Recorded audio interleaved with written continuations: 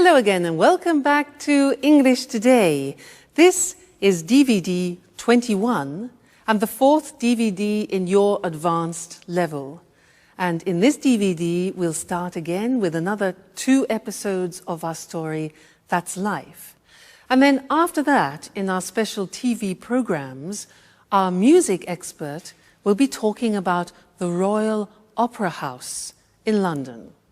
And then our travel expert will be looking into volunteer holidays. Then, in the grammar section, we will look at ways of expressing your likes and dislikes. And we'll also study different ways of expressing feelings of regret. All right? So enjoy your viewing.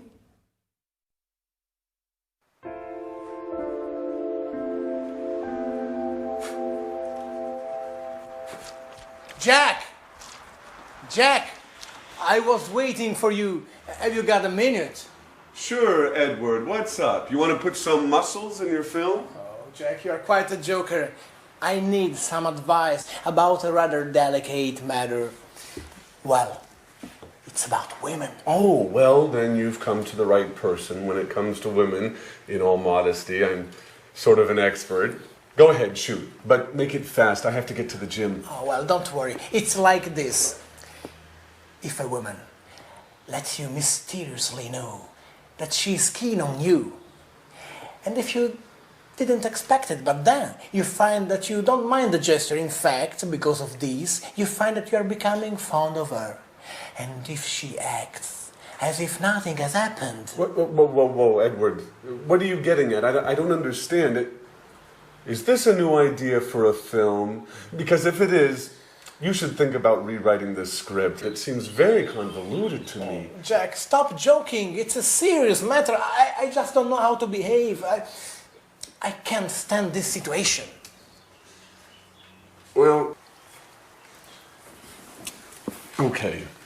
Let's take this from the top. So, a woman goes for you. However, she doesn't do it openly. But then she pretends as if nothing has happened. And, as far as I can tell, you don't dislike the idea. Have I got it? Exactly. What should I do? Well, the fact, her behavior leads me to believe that she's fond of games. So use that. Play the mysterious man. And then surprise her with something special. You know, like take her out to dinner, or write her a poem, or send her some red roses. Women really go for that kind of thing. Really? I got an idea. I'd really like to meet this mysterious woman. What she sees in him is beyond me.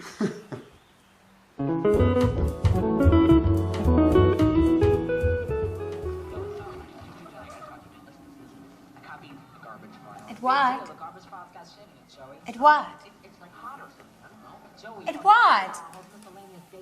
Would you mind not watching the TV for a moment? I'd like to have a word with you. Is it important, Alice? Chuck is on. The reality program about show business. You know I'm nuts for this show. Yeah, I know. It's about the only thing you go for.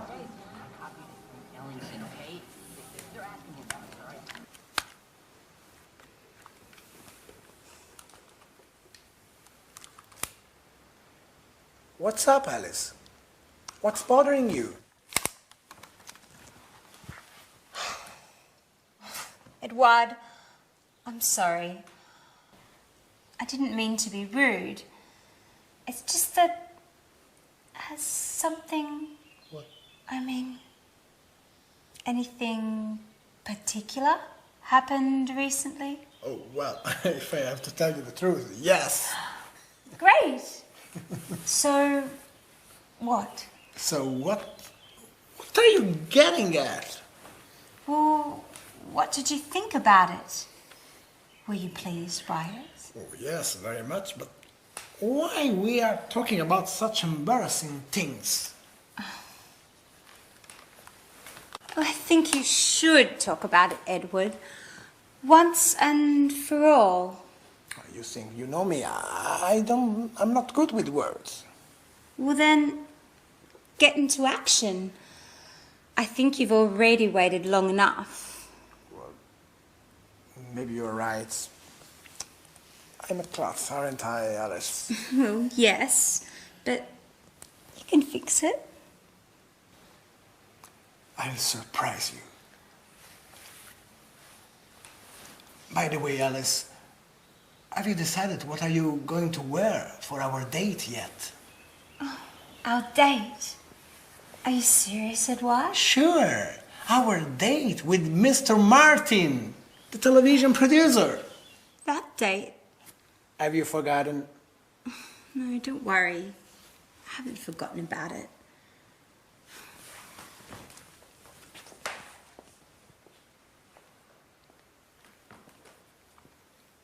He is way behind. No one jumps for the ball, no one calls for the ball. Carney's slightly out of position, just snaps the ball and scores.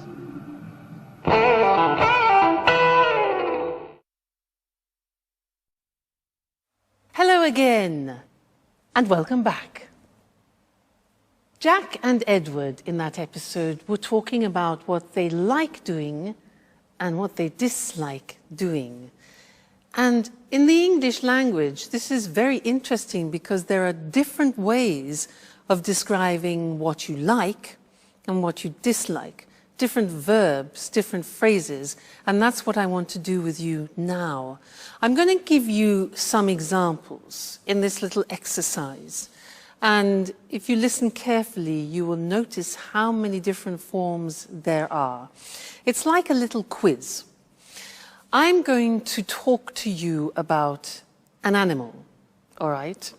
I'm going to describe what this animal likes doing and dislikes doing, and then I want you to try and guess what the animal is, all right? So are you ready? Listen carefully. Well, these animals are keen on eating big animals. They're keen on eating big animals. They're fond of basking in the sun in the long grass. So they're fond of lying, basking in the sun in the long grass.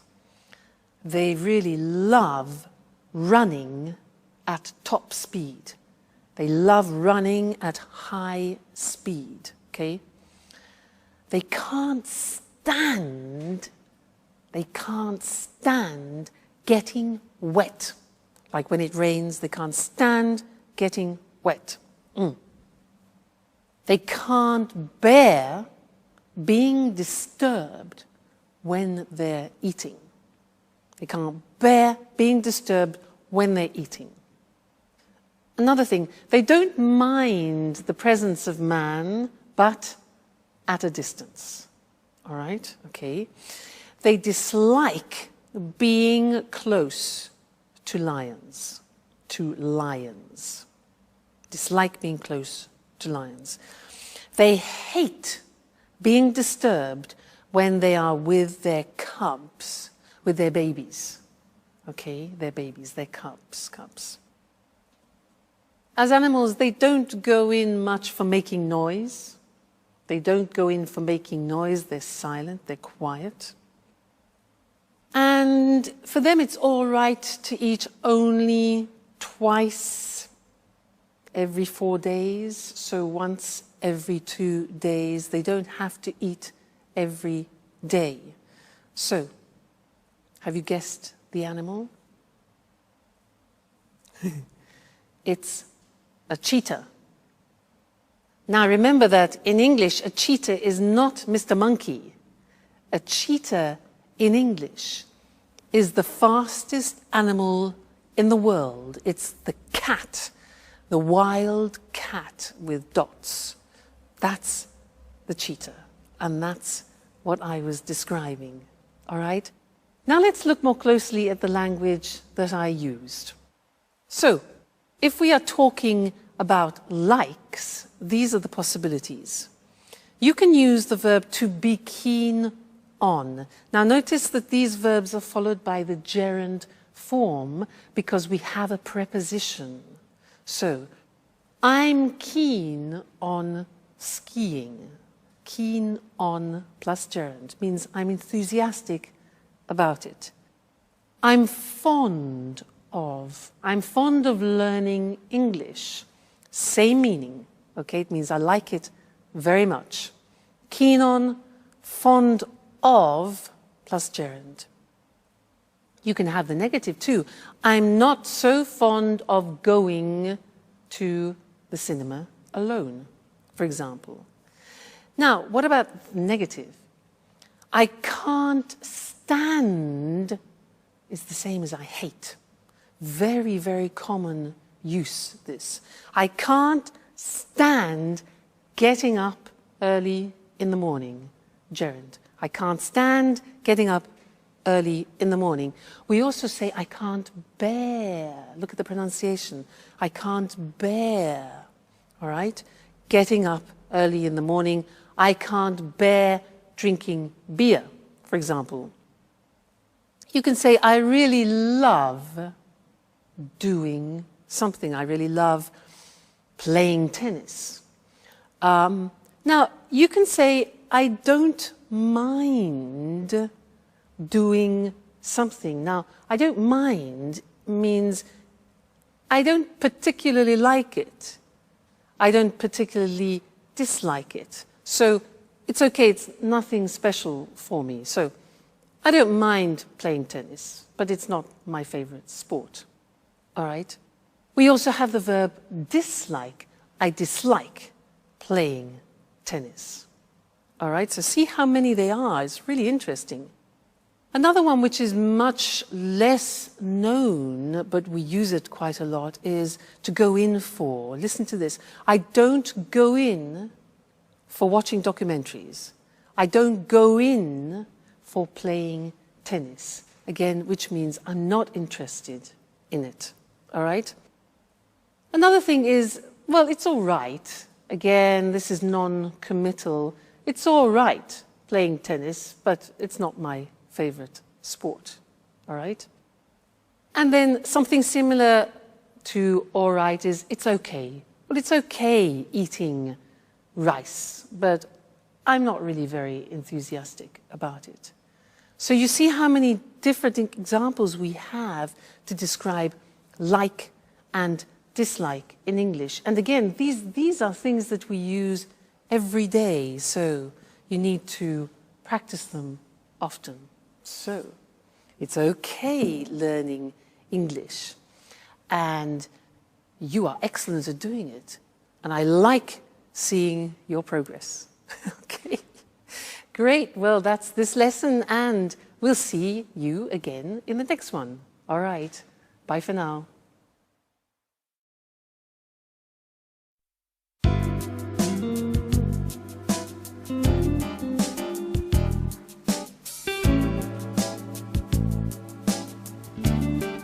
Great. This spot should work well. Maybe here would be better. And I'll put the card here, next to this. Let's give it a quick once over again.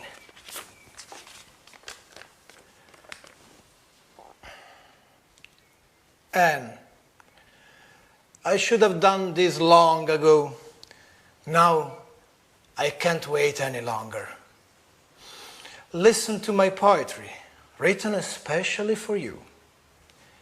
You are perfume, the color of all flowers, the breath and scent of the sea, the warming strength of the sun. You, the shining star that lights my life. Who knows if she'll like it? What about these roses? Will she like them? And what if she makes fun of me? Perhaps I shouldn't have listened to Jack, but of course. It makes no sense to go on as if nothing has happened. Somebody has to take the first step. I'll await you tomorrow night here in the living room. When everyone is asleep, we'll be able to be alone. Finally, alone. Okay, that is done.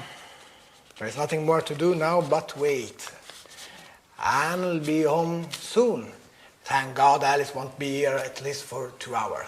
And Jack is at the gym, yes. I calculate everything perfectly. Now it's time for me to leave as well. I don't want Anne to see me here. Here she is. It's time to go. Excellent. Great, Edward.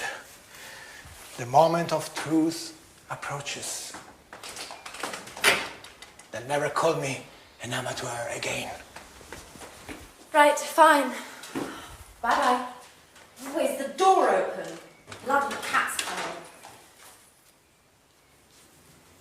Oh, what are these? For me? Oh, they're beautiful. I wonder who sent them. Oh, what poetry. Who could have written it?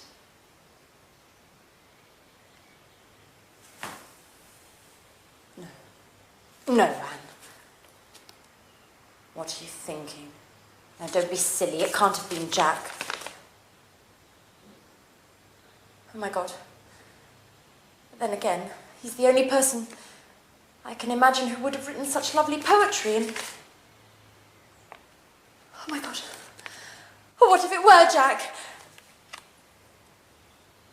Now that Sharon is out of the picture... Who would have ever thought that one day...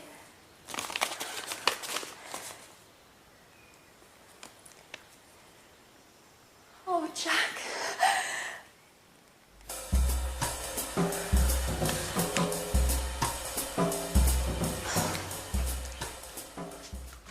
Hi, Anne. Hi, Alice. My, aren't we feeling chirpy today? Yes, we are feeling chirpy. I've just received a mysterious and completely unexpected surprise. So, what is it? What's all the suspense for? I'm sorry, Alice. I'd like to keep it a secret for the time being. There's something I have to check up on first. But don't worry, I'll tell you soon enough. Now, why don't you tell me, how's it going with Edouard?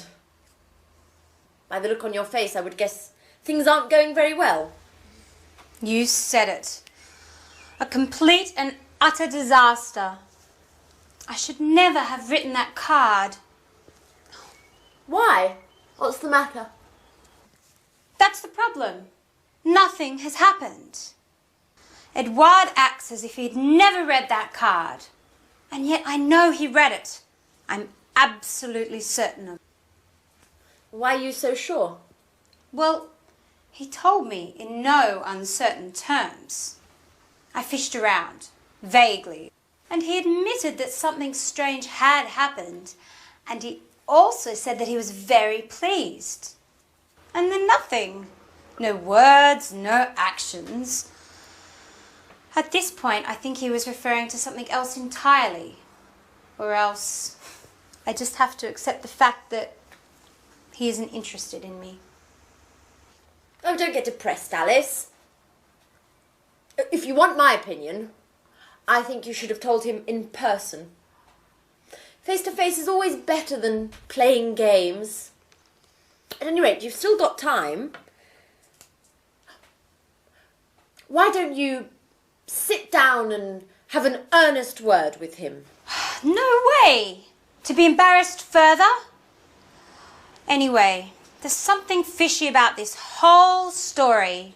Either Edward is acting like a complete fool, or else he hasn't truly understood what I feel for him. Oh, I need some clarity. From now on, I'm going to scrutinize his every move.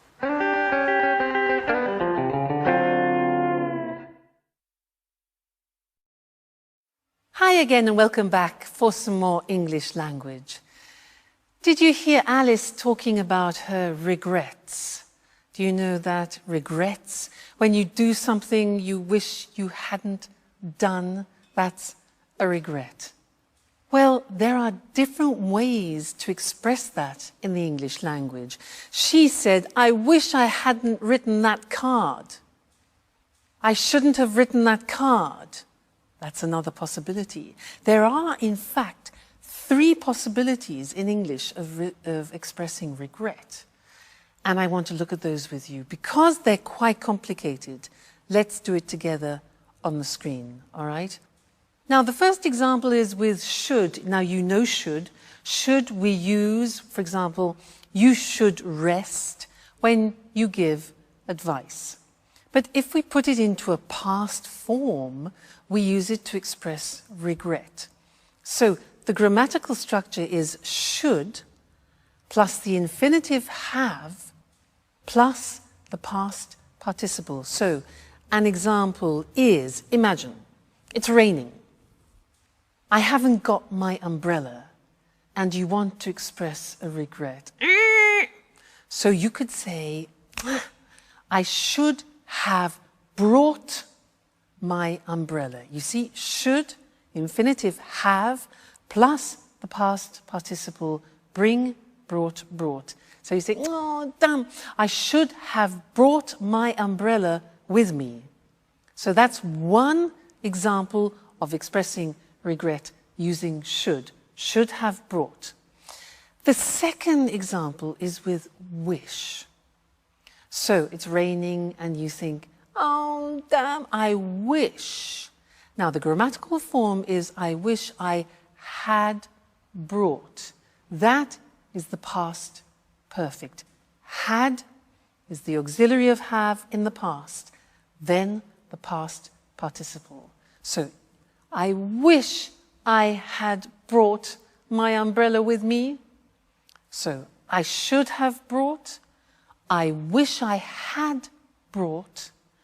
And the last one is very similar to wish. It's if only I had brought my umbrella with me. So there again we have if only followed by the past perfect. If only I had brought my umbrella with me. All right? So 3 forms of expressing regrets. Let's practice. Situation. I've got sunstroke. My face is burning because I've been on the beach all day.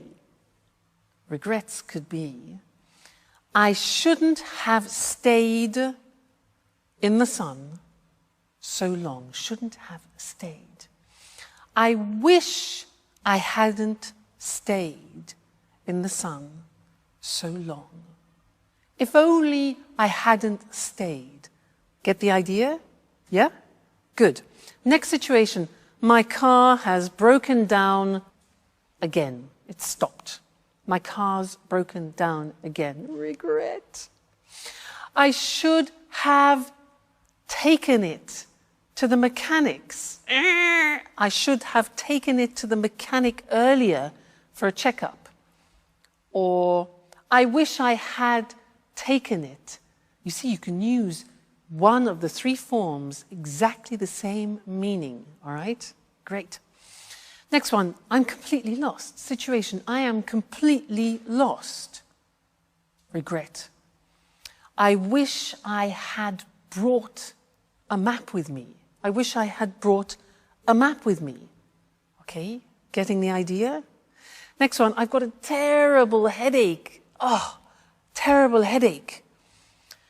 If only I hadn't drunk so much red wine last night. If only I hadn't. I shouldn't have drunk 3 bottles of red wine last night. Now I regret it. Another one. Damn, I missed the plane. I missed the plane. My alarm clock. Bzzz.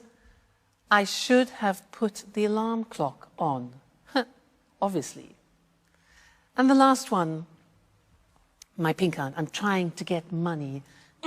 I've forgotten my PIN card for my cash dispenser card. I should have memorized it better. If only I had memorized it better. All right, so there are the three forms. Should have done, I wish I had done, and if only I had done. Okay, I'm sure you think, I wish I had been born English. That way I wouldn't have to learn the English language. Well, we're here to help you. So that's the end of this lesson, and see you again very soon. Bye.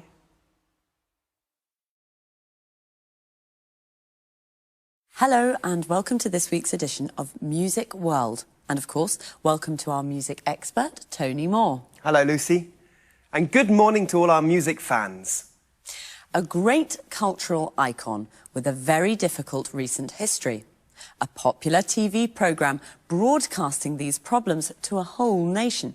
And today, great performances to packed houses. I'm talking about the Royal Opera House at Covent Garden in London. The theatre dates back to 1732, but recently it's become more famous than ever. What exactly has been happening at the Royal Opera, Tony? Well, everything started with the restoration work that was begun in 1995. Now, this work has now been completed, and we have the modern performance space that it is today. I can't see any trouble there. Sure, but the restoration work was partly funded by the National Lottery. What do you mean, partly funded? How much money came from the lottery? The lottery gave £58.5 million towards the work. Quite a lot of money. Remind me how the lottery works. Lottery tickets cost £1 and are sold all over the country. And there's a big draw once a week. OK, so the Royal Opera House received £58.5 million from the lottery. What happened next? The restoration work was completed in 1999. Tony Blair's Labour government had given the Royal Opera this lottery money on condition that it made opera less elitist in the future by keeping some of its seats reasonably priced for citizens earning an average wage. Did they do that? Yes, but let's not rush things. In 2001, the Royal Opera became even more famous when the BBC filmed a fly-on-the-wall documentary about the day-to-day running of the place. Well, the programme showed a real-life soap opera in action. During this period, the theatre was chaotically managed and was almost out of control.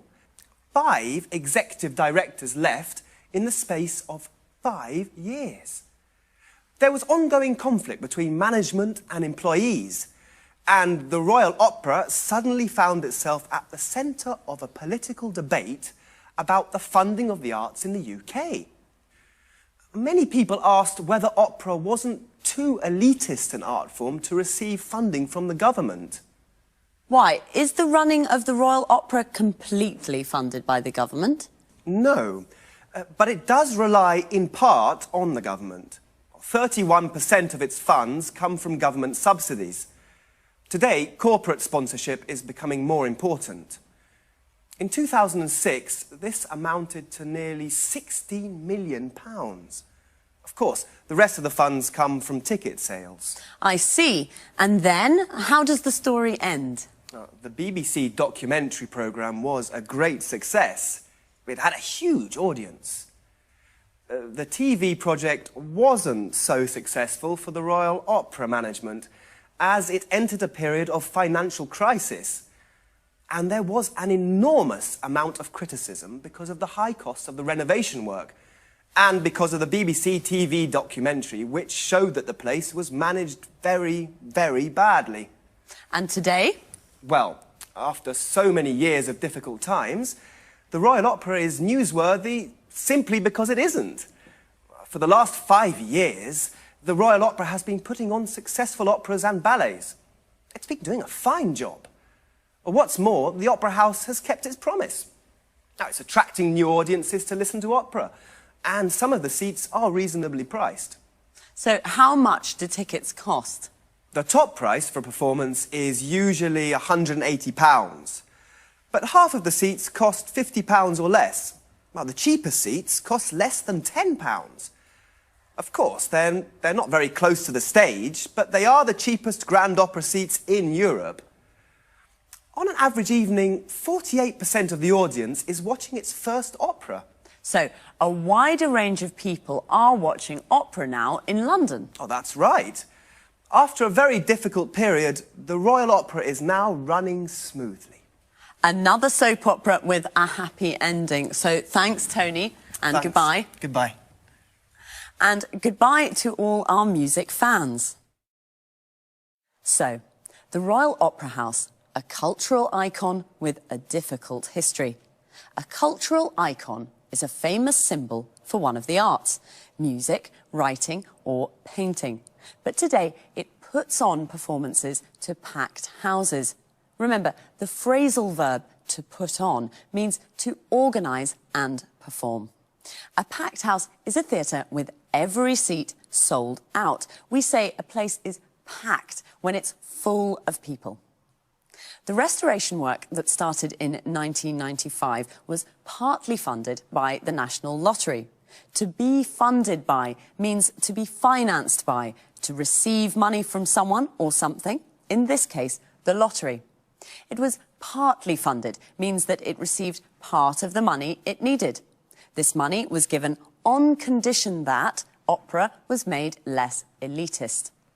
Elitist means that it is only available to a small group of people, usually socially or intellectually superior. The expression on condition that means only if.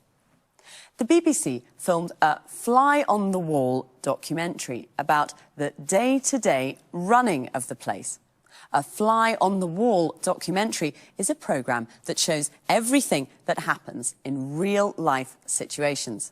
Day-to-day means daily, of every day. So the day-to-day running of the place means the normal, everyday administration of the place. This real-life soap opera showed the theatre was almost out of control. A soap opera is a TV programme with many episodes that looks at the day-to-day lives of a group of people. Out of control means there is no control, like chaotic or disorganised. It showed the ongoing conflict between managers and employees. A conflict is a disagreement. It was ongoing, means that it continued for a long period of time. That's all we have time for today. See you again soon. Hello and welcome to this week's edition of the Travel Programme. In the studio with me once again is Christine Oteng, our travel expert. Good morning, everyone. Well, what does the word holiday conjure up in your mind? White sand beaches, beautiful blue sea and fantastic seafood? Or maybe cool mountain air and invigorating walks through alpine forests? How about this? Think helping to build a dam outside a village in Uganda. Think helping out in a rural hospital in India. Think showing visitors round a castle in England. That's right, today's travel topic is volunteer holidays, a way to travel and do good at the same time. Am I right, Christine? Right. A volunteer holiday can be a true life-changing experience. Travel, visit new places and help local people at the same time. It's a great way to really make contact with local people, their culture and the kinds of problems they face, and you can help in a small way to solve some of those problems. Certainly a holiday with a difference. What sorts of places have volunteer holidays? There are two kinds of volunteer holidays, really. A lot of these holidays take place in developing countries, in Africa, India, and sometimes in South America. Other holidays can be found in Europe and North America. So there are lots of destinations to choose from. And what sorts of things can you do? There's an enormous range of activities to choose from. In the developing world, a lot of the work is based around helping on infrastructure projects, so you may help to dig a new well or build a new footbridge or perhaps a children's playground. Or you may decide to help out in a local hospital or in an orphanage. All sorts of useful projects to improve the daily lives of local people in small ways. And what about the work in developed countries? Well, here the work is slightly different. It's usually for charitable organisations, like, for example, the National Trust, an English charity that looks after many castles and old houses. It also owns many areas of beautiful countryside. Anyway, it's possible to do lots of interesting things for the National Trust. What, for example? As you mentioned earlier, helping to show tourists round a castle in the summer, there is a beautiful 15th century castle on an island off the northeast coast of England, Lindisfarne Castle. Well, they're looking for a couple to do this job for a fortnight. OK, I'll think about that. But do you have to pay for these activities? Yes, of course you have to pay. Volunteer holidays in developing countries tend to cost more because travel costs are higher and some of your money will go to help the local community. In this way, you help poor people twice. Just one question, Christine. During volunteer holidays, do you have to work all the time? Well, usually there's a split between volunteer work and sightseeing. For example, during a fortnight's holiday to Africa, you may spend the first week on your volunteer work and the second week visiting game reserves, relaxing, shopping. The sorts of things you normally do on holiday. Good. So, you have time for fun too. OK, everyone, the next time you're trying to decide where to go on holiday, forget the beaches, forget the mountains, and start thinking about leaving your comfort zone for Africa or the English countryside. Thanks, Christine, for that fascinating information. Goodbye. And, of course, goodbye to all travellers. Well, what does the word holiday conjure up in your mind? What does it conjure up? Means, what does it make you think of? What do you imagine when you hear the word holiday? A volunteer holiday can be a life-changing experience. A life-changing experience means it changes your life. There are two kinds of volunteer holidays, in developing countries and in developed countries. A developing country is a country with a low level of economic activity and low standards of living, like India and Africa. All these countries together are called the developing world. European countries are developed countries. There are lots of destinations to choose from. There are lots to choose from means that there is a big selection. There are lots of activities to choose from. You can help on an infrastructure project, a project that involves building or construction. You can help to build a footbridge, a bridge for people to cross on foot. You can help out in an orphanage. An orphanage is a home for children who have lost their parents.